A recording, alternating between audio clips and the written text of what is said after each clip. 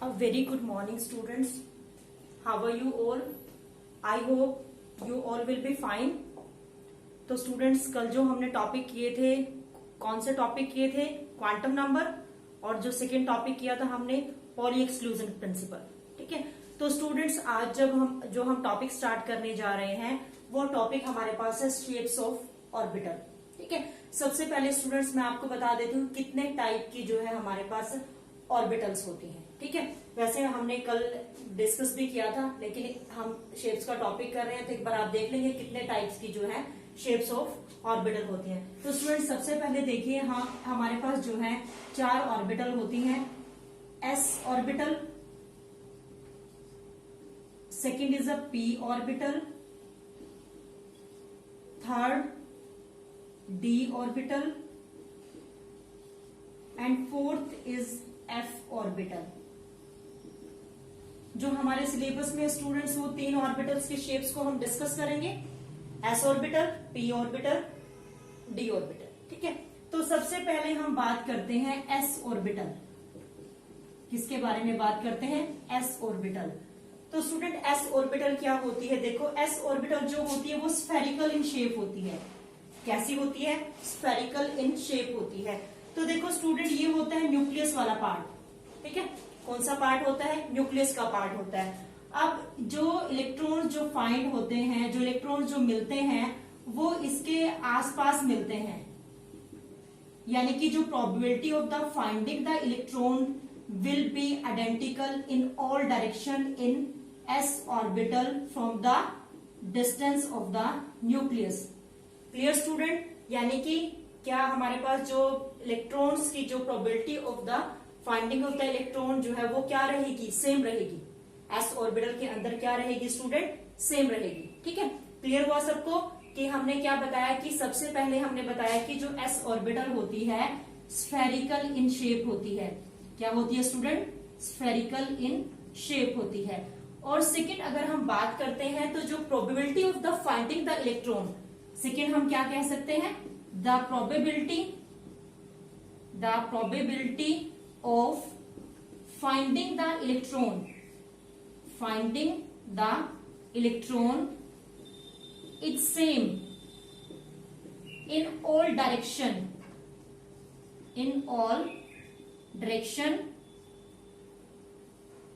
from the distance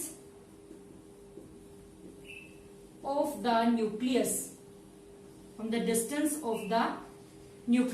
देखिए student, ये हमारे पास न्यूक्लियस का पार्ट है। अगर हम इसको x मान लेते हैं, इसको y मान लेते हैं और इसको z मान लेते हैं, तो देखिए जो डिस्ट्रीब्यूशन होगा इलेक्ट्रॉन का, यानी कि probability of the finding of the electron रहेगी, वो क्या रहेगी? आइडेंटिकल रहेगी in all directions from the distance of the nucleus. और कल स्टूडेंट हमने एक चीज डिस्कस की थी, कल हमने क्वांटम नंबर का टॉपिक डिस्कस किया था। तो स्टूडेंट्स, जो क्वांटम नंबर में हमारे पास जो है सबसे पहले प्रिंसिपल क्वांटम नंबर था। ठीक है। प्रिंसिपल क्वांटम नंबर में हम किसके बारे में बताते थे? शेल्स के बारे में डिस्कस करते थे। तो यहाँ पर अगर हम बात करते हैं एजीमुथल क्वांटम नंबर की, किसकी बात करते हैं स्टूडेंट? एजीमुथल क्वांटम नंबर की। तो एजीमुथल क्वांटम नंबर में क्या होता है? एल की वैल्यू क्या होती है? 0 होती है। कितनी होती है? एल की वैल्यू 0 होती है। यानी कि एस ऑर्बिटल के लिए एल की वैल्यू 0 होगी, यानी कि एजीमुथल क्वांटम नंबर की वैल्यू 0 रहेगी। और मैग्नेटिक क्वांटम नंबर की वैल्यू भी स्टूडेंट्स क्या रहेगी? 0 रहेगी। किसके लिए? एस ऑर्बिटल के लिए। ठीक है। ये तो था स्टूडेंट हमारे पास जो, अगर हम ऑर्बिटल की बात करते हैं 1s के लिए, किसके लिए बात करते हैं? 1s के लिए। अगर हमारे पास ये है, ये आपके पास क्या है? 1s, ये हमारे पास डायग्राम है स्टूडेंट्स 1s का। ठीक है। अगर हम बात करते हैं स्टूडेंट 2s की, ठीक है, किसकी बात करते हैं? 2s की। तो हमारे पास स्टूडेंट्स क्या होगा 2s के लिए? ये आपके पास न्यूक्लियस है। ठीक है। अब न्यूक्लियस के पास जो है probability of the finding the electron क्या रहेगी स्टूडेंट? मैक्सिमम रहेगी। ठीक है। मैक्सिमम रहेगी तो हाँ, ये जो है एक बीच में आपके पास क्या होगी? नोड होगी। स्टूडेंट्स क्या होगी? एक बीच में नोड। ठीक है। ये जो एरिया होगा वो हमारे पास क्या होगा? नोड होगा। नोड का मतलब स्टूडेंट्स क्या होता है? Where the probability of the finding the electron is 0। Node या नोडल सरफेस हमारे पास क्या होता है? जहां पर इलेक्ट्रॉन फाइंड आउट करने की प्रोबेबिलिटी क्या होती है, बिल्कुल 0 होती है। तो स्टूडेंट यहाँ पर फिर उसके बाद फिर इलेक्ट्रॉन्स जो है वो मिल जाएंगे, आपको फाइंड हो जाएंगे। तो ये जो बीच में जो एरिया होगा स्टूडेंट, इसको हम क्या कहते हैं, नोड कहते हैं। क्या कहते हैं, नोड कहते हैं। तो ये हमारे पास किसकी शेप होगी स्टूडेंट, 2s ऑर्बिटल की शेप होगी। तो इसी टाइप से स्टूडेंट अगर हम 3s ऑर्बिटल को ड्रॉ करते हैं, तो 3s ऑर्बिटल में स्टूडेंट हमारे पास क्या होगा कि एक नोड होगी, पहले तो इस टाइप से जो है इलेक्ट्रॉन्स को फिल किया जाएगा, ये इलेक्ट्रॉन्स फिल हुए, फिर एक नोड हुई स्टूडेंट्स, ठीक है। उसके बाद फिर इलेक्ट्रॉन्स को फिल किया गया, ये इलेक्ट्रॉन्स जो है यहाँ पर फिल हुए, यानी कि मैक्सिमम नंबर ऑफ इलेक्ट्रॉन जो है यहाँ पर मिलेंगे। फिर हमारे पास स्टूडेंट्स क्या हो जाएगी, एक और नोड आ जाएगी। क्या आ जाएगी स्टूडेंट्स, एक नोड आ जाएगी। और उसके बाद स्टूडेंट हमारे पास जो है क्या होगी, दोबारा से जो है इलेक्ट्रॉन यहाँ पर क्या होंगे, फाइंड आउट हो जाएंगे। तो सबको स्टूडेंट्स क्लियर हुआ कि जो s ऑर्बिटल होती है उसकी शेप कैसी होती है स्टूडेंट, स्फेरिकल होती है। कैसी होती है, स्फेरिकल होती है, ठीक है, स्फेरिकल होती है। अब इसमें हमारे पास स्टूडेंट कितनी नोड है, ठीक है, एक नोड तो ये हुई और दूसरी स्टूडेंट कौन सी हुई, ये नोड हुई। यानी कि यहाँ पर आपके पास 2 नोड है और यहाँ पर स्टूडेंट कितने हैं, 1 नोड है। और यहाँ पर स्टूडेंट कोई भी नोड नहीं है, यानी कि 1s ऑर्बिटल में हमारे पास कोई भी नोड नहीं है। तो स्टूडेंट ये हमारे पास शेप्स है s ऑर्बिटल की। सबको क्लियर हुआ क्या शेप्स हैं? एक बार और देख लेंगे कि s ऑर्बिटल की शेप्स क्या होती है, स्फेरिकल होती है। और इसमें जो probability of the finding the electron student same होती है। ऑल डायरेक्शन में जितनी भी पॉसिबल डायरेक्शंस होती हैं, एक्स वाई जेड, हमारे पास जो है 3 पॉसिबल डायरेक्शन है जो कोऑर्डिनेट्स हमने यहाँ पर कंसीडर किए हुए हैं। तो सारी जगह जो इलेक्ट्रॉन की जो प्रोबेबिलिटी है वो स्टूडेंट्स क्या है, मैक्सिमम है, ठीक है, सेम है। तो सेकंड हमने जो है डिस्कस किया स्टूडेंट्स, नोड्स क्या होते हैं। नोड का मतलब क्या होता है, जहां पर इलेक्ट्रॉन फाइंड आउट करने की प्रोबेबिलिटी स्टूडेंट्स 0 होती है, उसे हम क्या कहते हैं, नोड कहते हैं। तो ये हमारे पास 1s में स्टूडेंट्स कोई नोड नहीं होती, ये आप माइंड में रखेंगे कि 1s के अंदर कोई भी नोड नहीं होती है। और 2s के अंदर स्टूडेंट एक नोड होती है और 3s के अंदर जो है क्या होती है, 2 नोड्स होती हैं। तो इस टाइप से आप 4s का भी जो है डायग्राम ड्रॉ कर सकते हैं। तो मेनली जो आप कंफ्यूजन है, आप इतना माइंड में रखेंगे कि जो s ऑर्बिटल्स की शेप्स जो है स्टूडेंट्स क्या होती है, स्फेरिकल होती है। तो आप ये नोट डाउन कर लेंगे। उसके बाद हम p ऑर्बिटल पर मूव करते हैं। ये स्टूडेंट नेक्स्ट हमारे पास है p orbital. Second is a p orbital, ठीक है।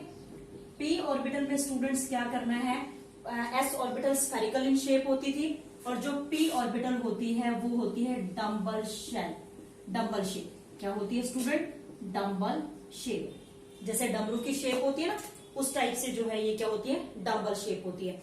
तो देखिए स्टूडेंट, ये जो है हमारे पास होती है डम्बल शेप।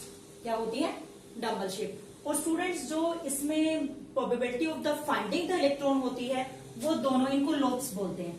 क्या बोलते हैं स्टूडेंट, इनको लोब्स बोलते हैं, ठीक है। एक लोब, 2 लोब, यानी कि लोब्स इनको हम कहते हैं। तो यहाँ पर जो इलेक्ट्रॉन फाइंड आउट करने की स्टूडेंट्स प्रोबेबिलिटी होती है वो होती है इक्वल, ठीक है। इलेक्ट्रॉन फाइंड आउट करने की प्रोबेबिलिटी दोनों लोब्स में क्या होती है स्टूडेंट, इक्वल होती है। लेकिन स्टूडेंट हमने एक चीज पढ़ी थी कि जो हमारे पास p ऑर्बिटल के लिए जो l की वैल्यू होती है वो क्या होती है, 1 होती है। s के लिए l 0 होता था और p के लिए l क्या होता था, 1 होता था। तो जो मैग्नेटिक क्वांटम नंबर होता है उसकी वैल्यू होती थी -1, 0 और 1। यानी कि हमारे पास p में कितनी ऑर्बिटल्स थी, p में हमारे पास ऑर्बिटल थी स्टूडेंट्स 3। कितनी ऑर्बिटल्स थी, 3 ऑर्बिटल्स थी। तो 3 ऑर्बिटल में हमारे पास क्या नेम है, px, py और pz, ठीक है। जैसे s ऑर्बिटल थी स्टूडेंट, s ऑर्बिटल में जो ओरिएंटेशन थी वो एक ही ओरिएंटेशन थी, ठीक है। लेकिन यहाँ पर क्या हमारे पास 3 है, px, py और pz। तो ओरिएंटेशंस भी स्टूडेंट्स क्या है, डिफरेंट है। अगर हम बात करते हैं px के लिए, देखो px के लिए अगर आप बात करते हो कि अगर ये आपके पास x एक्सिस है, ठीक है, क्या है स्टूडेंट, ये x एक्सिस है और ये हमने कंसीडर कर लिया y एक्सिस, और स्टूडेंट हमने इसको कंसीडर कर लिया z एक्सिस, ठीक है। क्या कर लिया हमने इसको, x, y और z, ठीक है।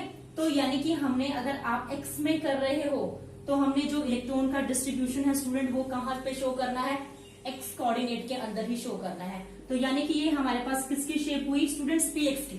ठीक है, अगर हम बात करते हैं पी वाई के बारे में, ठीक है स्टूडेंट्स, किसके बारे में अगर हम बात कर रहे हैं, पी वाई के बारे में अगर आप बात करते हैं, तो देखिए ये आपके पास जो है ये हमने एक एक्सिस कंसिडर किया हुआ है, ये एक एक्सिस रहेगा। ठीक है, अब इसको हमने क्या माना हुआ है स्टूडेंट, वाई एक्सिस माना हुआ है। तो हमारे पास जो ऑर्बिटल की जो होगी, अब ऑर्बिटल की जो डायरेक्शन होगी वो क्या होगी, वाई एक्सिस के अलोंग होगी। किसके अलोंग होगी स्टूडेंट, वाई एक्सिस के अलोंग होगी। तो यानी कि यहाँ पर जो है जो इलेक्ट्रॉन की प्रोबेबिलिटी होगी वो दोनों लोब्स में स्टूडेंट क्या रहेगी, इक्वल रहेगी। ठीक है, क्लियर। अब यहाँ पर जेड भी आप बना देंगे क्योंकि हम तीनों एक्सिस को तो ड्रॉ कर ही रहे हैं साथ में। अब हम बात करते हैं स्टूडेंट पी जेड की। किसके बारे में बात कर रहे हैं हम, पी जेड के बारे में बात कर रहे हैं। तो पी जेड में स्टूडेंट देखिए कि ये तो आपके पास एक्स एक्सिस हो गया और ये हमारे पास वाई एक्सिस हो गया। अब हम किसके बारे में बात कर रहे हैं, जेड के बारे में बात कर रहे हैं। तो हमने जेड की साइड जो है लोब्स को जो है जनरेट कर दिया। तो यानी कि ये हमारे पास अब यहाँ पर भी जो इलेक्ट्रॉन की प्रोबेबिलिटी होगी फाइंडिंग द इलेक्ट्रॉन वो क्या रहेगी स्टूडेंट, दोनों हर जगह क्या रहेगी, इक्वल रहेगी। तो क्लियर हुआ स्टूडेंट किस टाइप में होते हैं, ये डबल शेप में होते हैं। ठीक है, और जो magnetic azimuthal quantum number L क्या होता है हमारे पास स्टूडेंट, एजीमुथल क्वांटम नंबर। ठीक है, एजीमुथल क्वांटम नंबर में एल क्या होता है स्टूडेंट, 1 होता है। एल की वैल्यू क्या रहती है, 1 रहती है। और मैग्नेटिक क्वांटम नंबर में स्टूडेंट एम की वैल्यू कितनी रहती है, -1 0 और 1 होती है। ठीक है, जब हम ड्रॉ करते हैं पी एक्स, पी वाई और पी जेड, तो यानी कि इसकी क्या होती है, ओरिएंटेशंस होती हैं और 3 ओरिएंटेशन है, तभी हमने इसके जो है 3 शेप्स को ड्रॉ किया है। और उसके अकॉर्डिंग हमारे पास जो मैग्नेटिक क्वांटम नंबर था, मैग्नेटिक क्वांटम नंबर के अकॉर्डिंग हमारे पास जो है इसकी जो है 3 ऑर्बिटल्स थी। और 3 ऑर्बिटल स्टूडेंट कौन कौन सी थी, पी एक्स, पी वाई और पी जेड। तो स्टूडेंट ये हमारे पास हुई शेप्स ऑफ पी ऑर्बिटल। तो आप ड्रॉ कर लेंगे। उसके बाद जो है हम थर्ड जो है इसकी बात करते हैं, शेप्स ऑफ डी ऑर्बिटल।